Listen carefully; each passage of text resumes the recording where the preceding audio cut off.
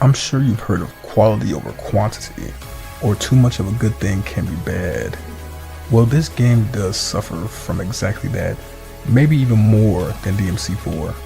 They take the previous title's approach by splitting up the campaigns into multiple parts for several characters, only this time it's 3 characters instead of 2.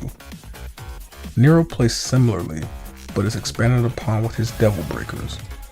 Dante still has his styles, but can now have a custom loadout for weapons. But then there's V. Not Virgil is frail and cannot defeat enemies without his familiars. So what's his gameplay?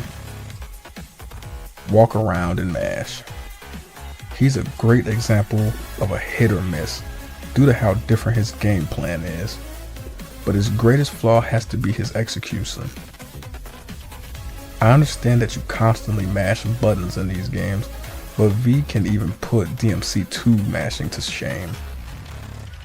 Not only are you hitting 1, but 2 buttons to get your familiars to attack, and it's more effective to keep the pressure on your enemies by alternating or pressing both.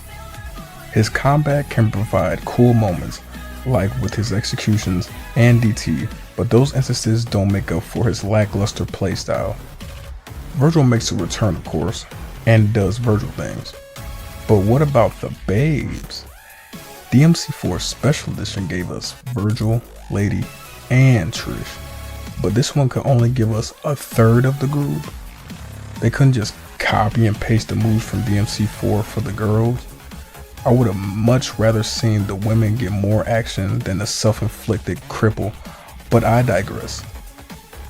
What about Sparta? We couldn't even get a legendary Dark Knight reskin for Dante.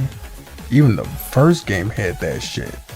Even DMC2 had Dante's DMC1 fit as an unlock, and all we get is EX colors here.